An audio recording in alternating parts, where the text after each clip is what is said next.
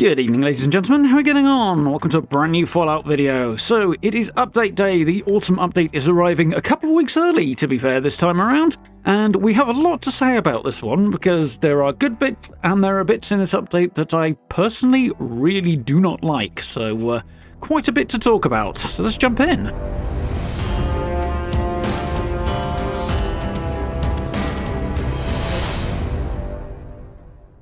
Okay then, so yeah, it is update day. So the update we're looking at today is basically the autumn update for 76. Now normally, this would arrive in early September, either the first or second Tuesday, thereabouts in September. Obviously, that's sort of 2, 3, maybe even as far as 4 weeks off, yet it is arriving today. And obviously the major reason for that is just going to be summed up in a single word: Starfield.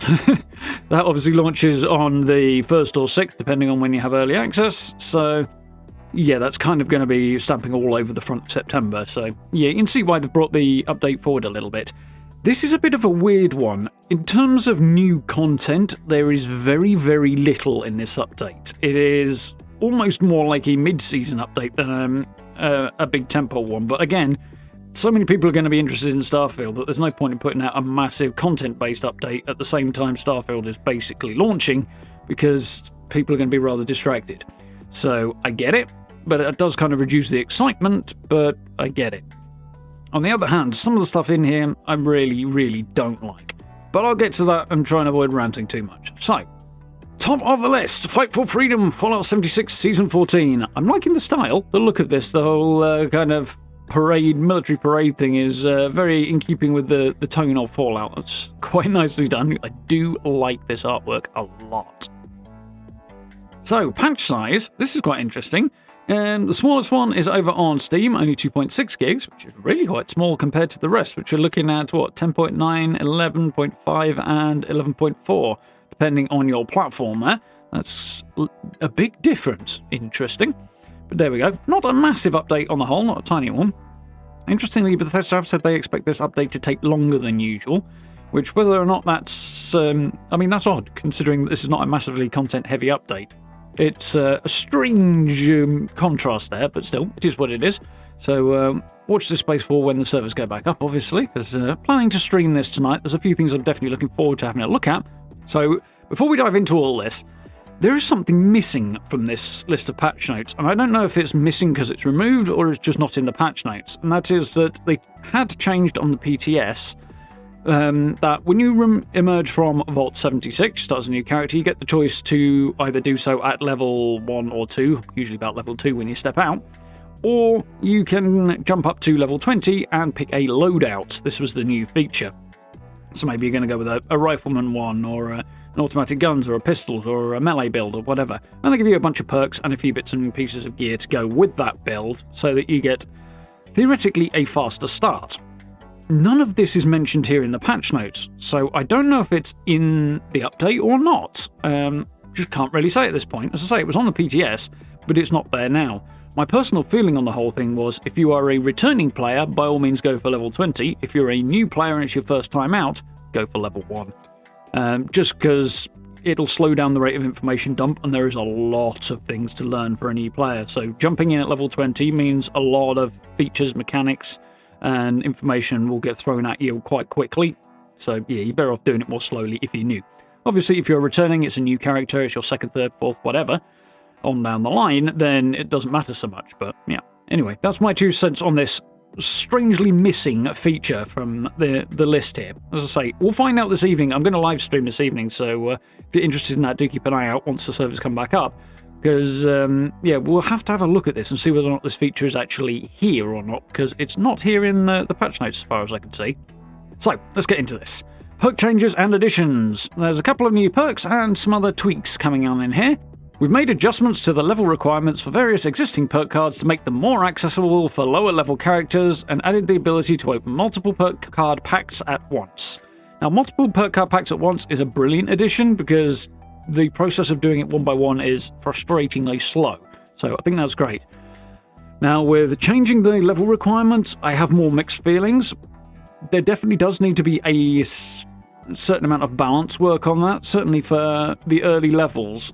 decent upgrades to your power level and things like that. There are patches in the lower levels running up to sort of between about 10 and 35 to 40-ish, where you do get patches in that range where there's really not a lot happening, so you can wind up with enemies growing in power faster than you do, which means that they needed to tweak it.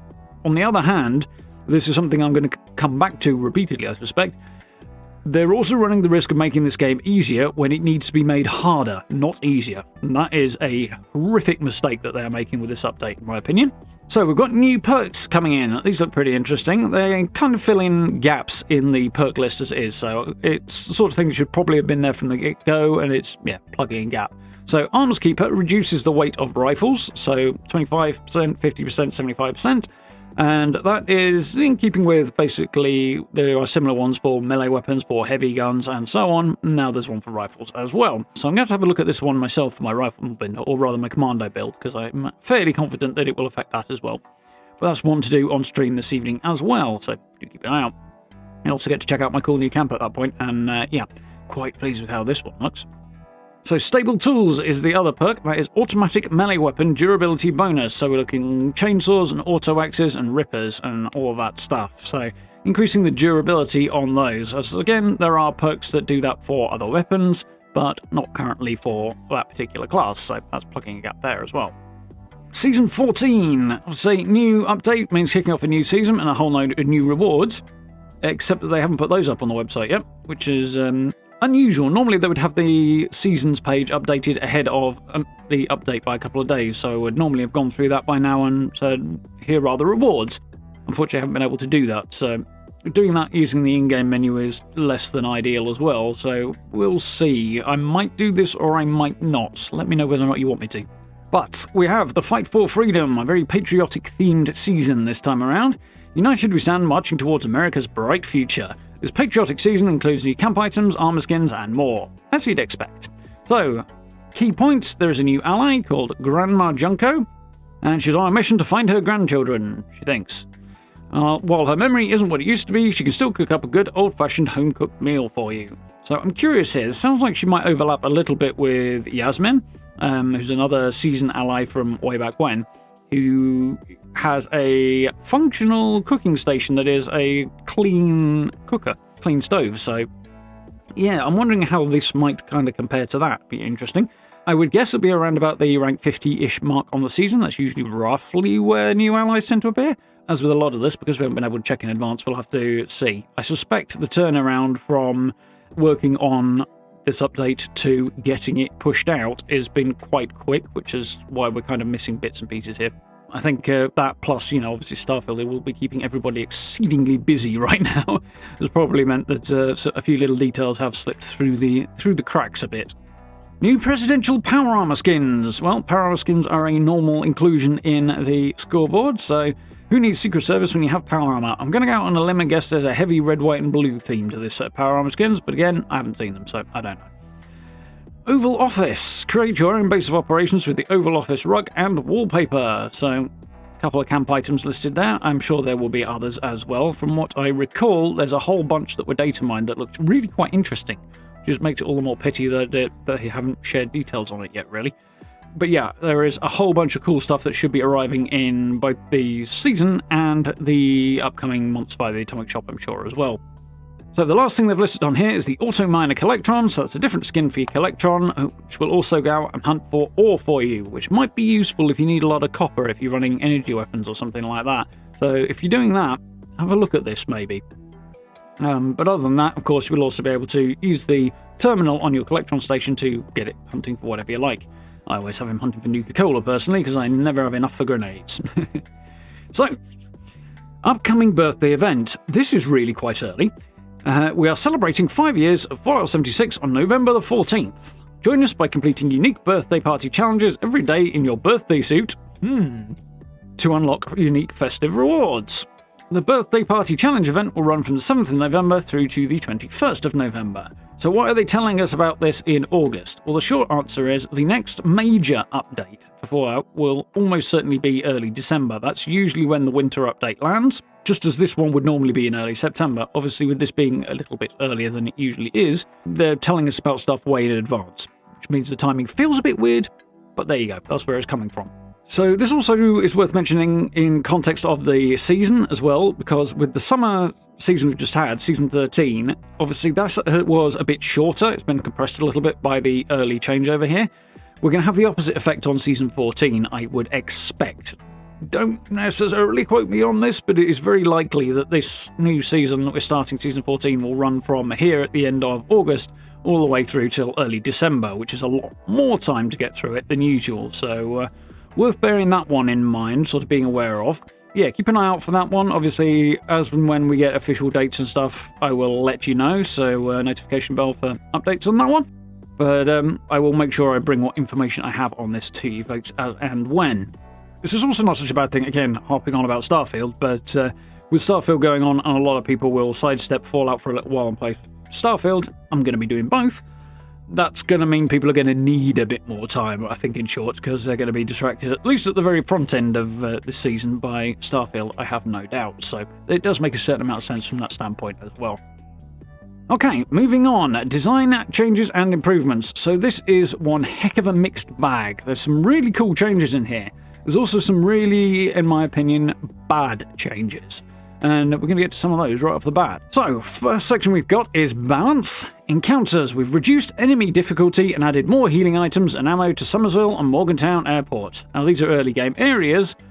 Summersville is relatively challenging for an early game area, but it's also an area you would tend to find on your way back south from Morgantown, so you've probably got a couple of extra levels anyway, and it's not that hard. I don't think that needs to be made easier. As a general rule, this game needs to get harder, not easier. I realise the idea is to maximise the breadth of appeal, but having just played on stream Wolfenstein The New Order, and now jumped to Wolfenstein The Old Blood, which is the follow-up to New Order, the difficulty jump between the first game and its follow-up is noticeable. Enemies are smarter and tougher and able to do a lot more harm to you. The game is better for it. The same would be true here in Fallout, and yeah, some people will struggle a bit more. If they're going to stick at the game anyway, they'll get better, so it's not an issue, really. Like, the natural practice that will come through playing the game will solve that problem, and the game will be better for it. This is a step in the wrong direction. Anyway, I'm going to stop ranting. We've reduced the frequency of NPC attacks on player camps. This I like. Basically, NPC attacks on player camps, we all know what they are. They show up every so often, usually when always when somebody's at your camp. It might be you, or it might be another player who's visiting, and they start shooting stuff. And it doesn't really cause any major issues, it's just slightly annoying, to be honest, so if it happens less often, that's a good thing. Encounters. Legendary creatures no longer mutate at 50% health to have health regeneration, but instead have 60% increased health. I'm not sure how I feel about this one, to be honest with you. The health regeneration thing that they're taking out, I think it's good to see that gone.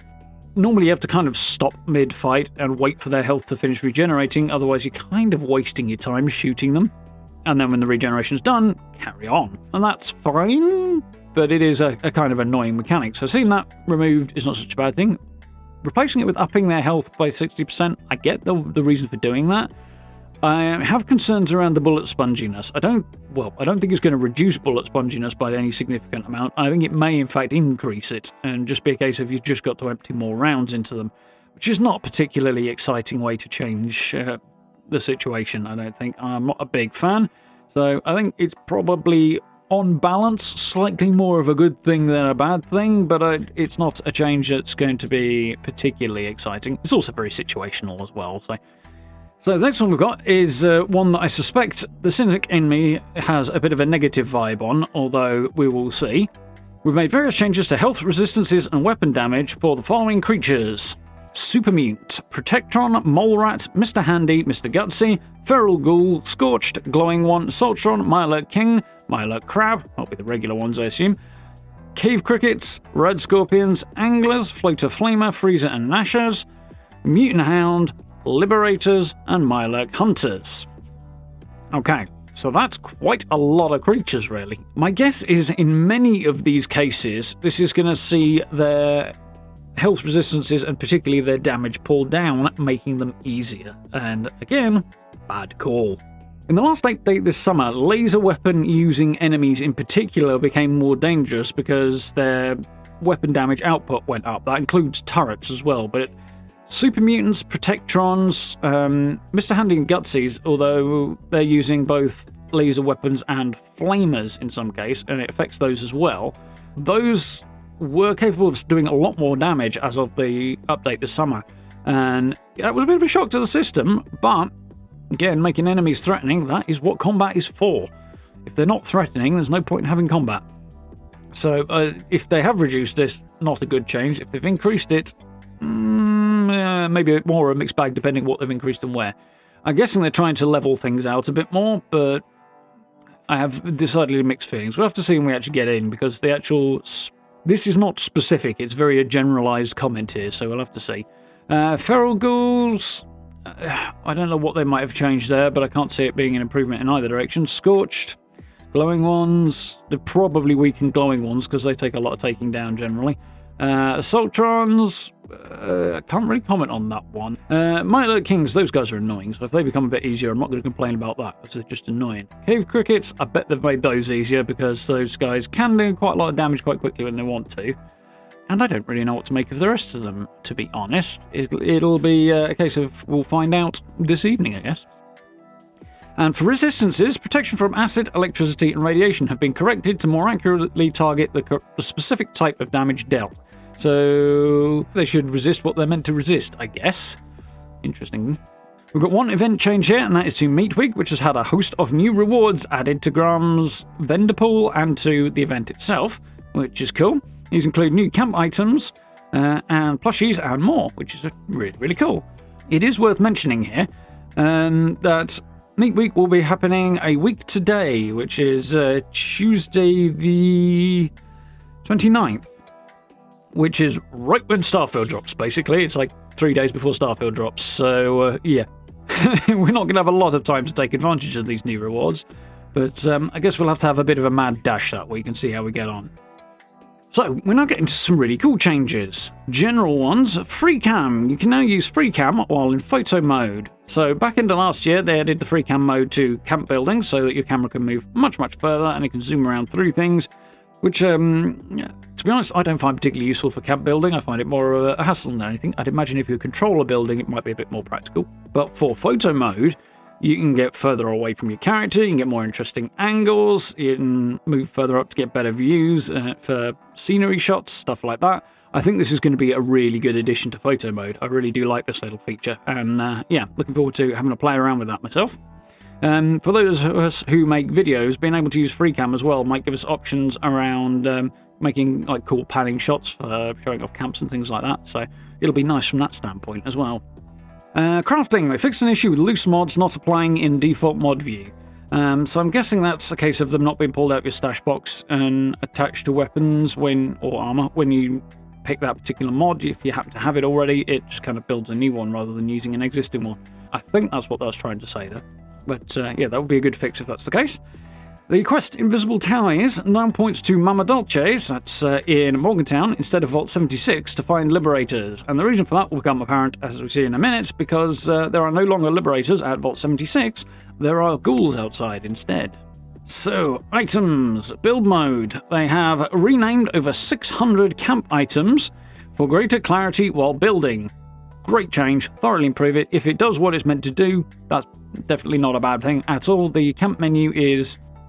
well, it's had so much added to it over the last just shy of 5 years that it really needs redoing from the ground up, although that will be quite the project, I should imagine. So this is definitely a step in the right direction towards that. I think this is a good idea. A donation box. This is a new feature for the update that has been added outside of Vault 76. There is now a donation box where you can drop off presents for new players. So this formalises the whole leaving stuff outside Vault 76 for dropping chems and meds and whatever for new players into a specific location, a donation box. There has been some chatter about whether or not this is going to get abused by higher level players who can just pull stuff out, same as low level players can. I don't think that's a particularly big deal. I don't think the stuff that people are putting in there will be particularly valuable to high-level players, so most probably won't bother. And even if they do, the low-level players are not losing anything anyway because they never had it, you know? Yeah, I don't think they can miss what they don't have, in short. I think is the best way to summarise that. Plans. Players now have more default recipes for more options when building their first camp. So this affects you when you just come out of the vault. Normally you have a handful of things available that you can build when you place your first camp down until you find more plans. That list of things is now slightly longer, which is good. It does give you a bit more flexibility. It means you can do a bit more with your camp when you've got a brand new character. It's a good change. There are still obviously a absolute ton of plans out there, and it will still take forever and a day to get through acquiring sizable proportion of them. But having a stronger start will make camp building a bit more appealing to people who are just starting out in the game, and I think that's a good step in the right direction.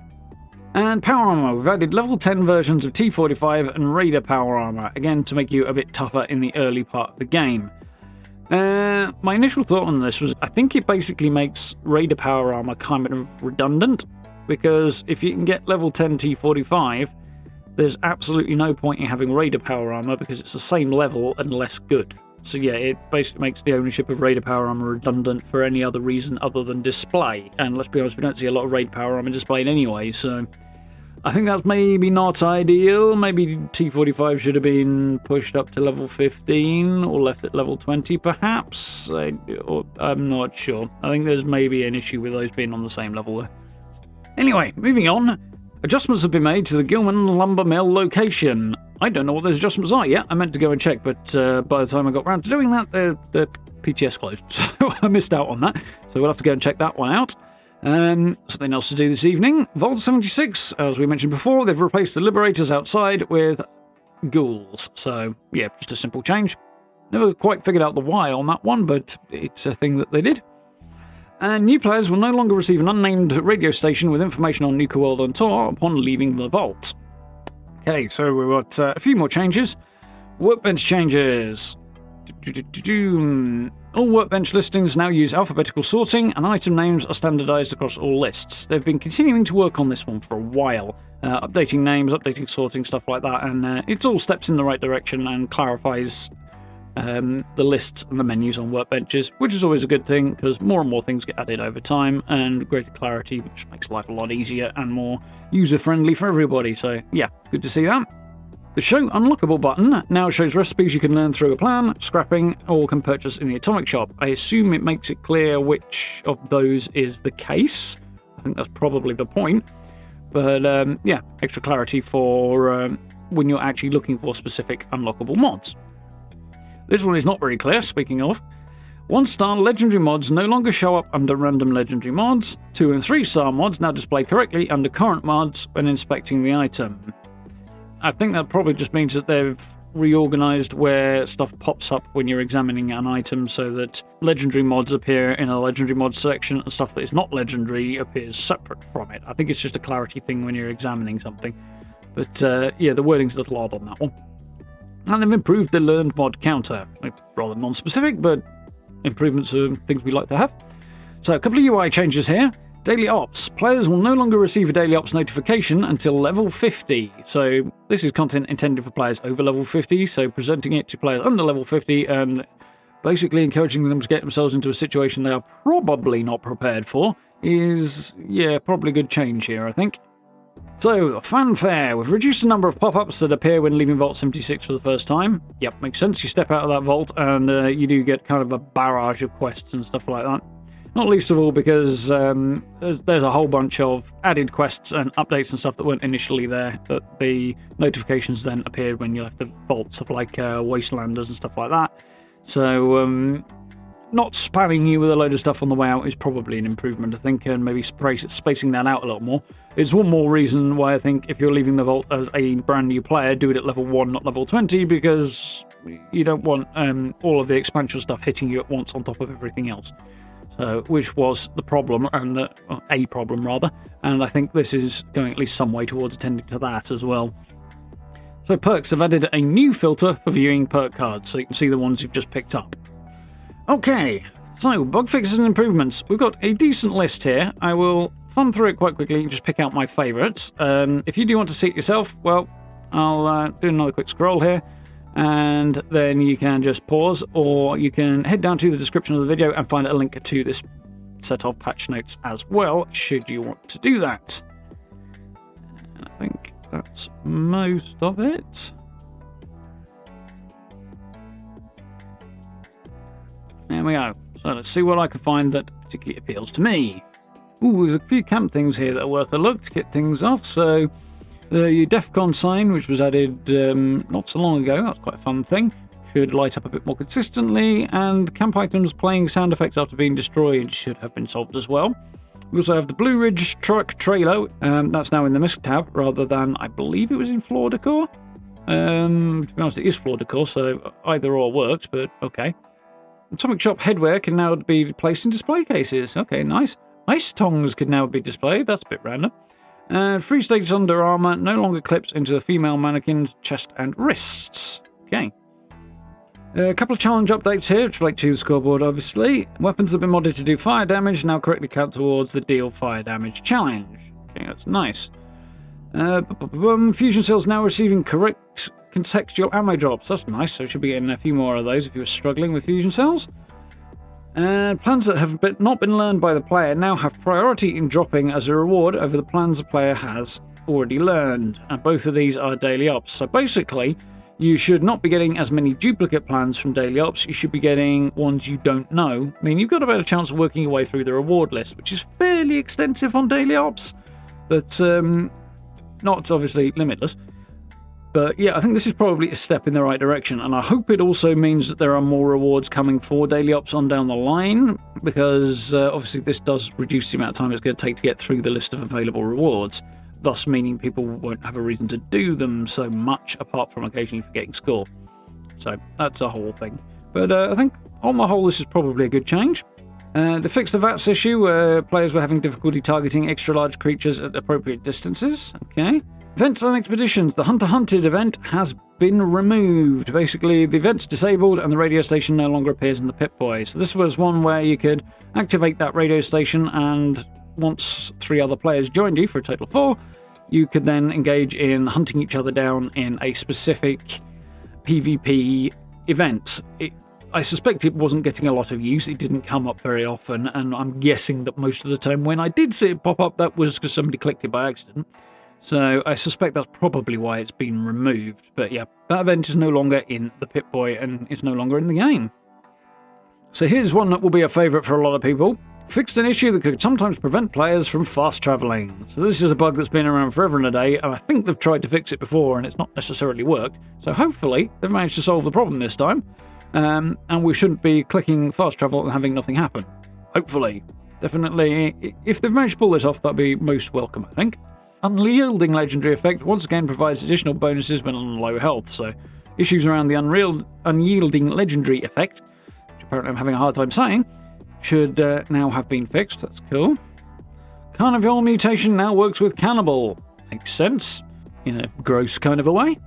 Grenadier now applies to Gauss weapons, so that affects the range of the explosion, which is quite cool. Gun Fu, they've significantly increased the damage bonus from Gun Fu on all ranks, which makes it actually potentially viable perk, which is cool.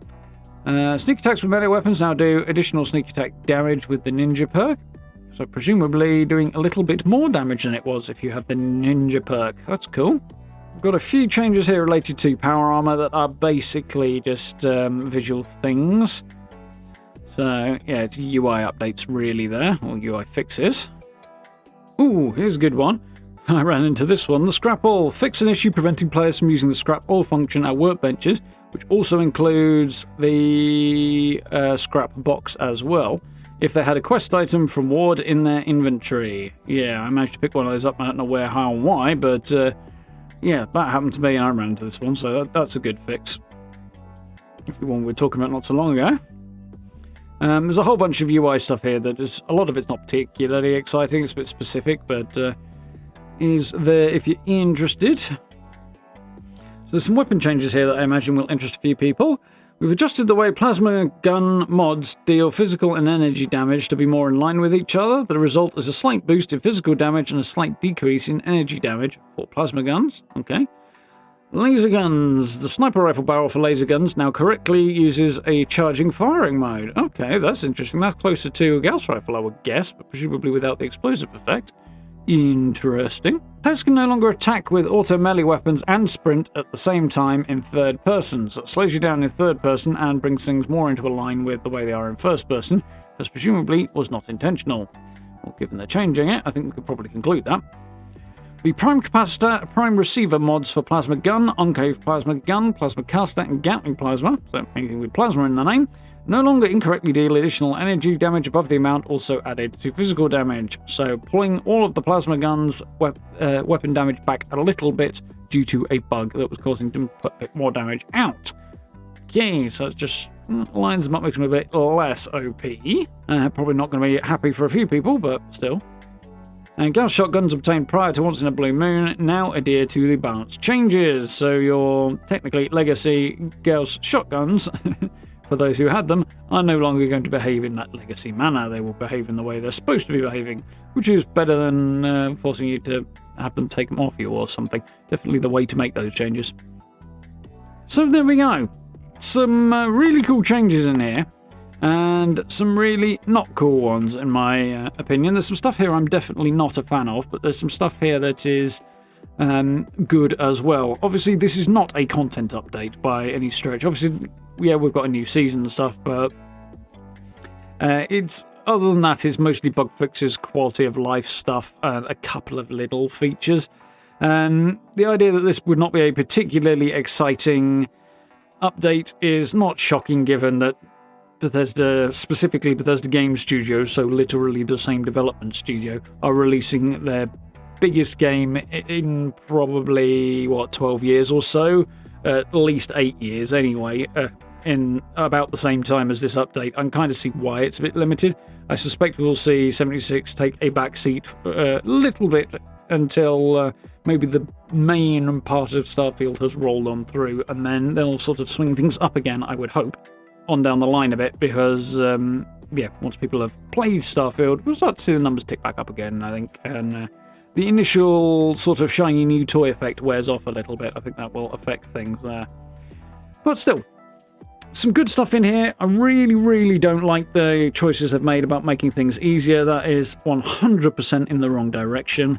And for people who struggle with it being difficult, well, playing the game will solve that problem. Practice is all you need to get a little bit better, and it's not hard.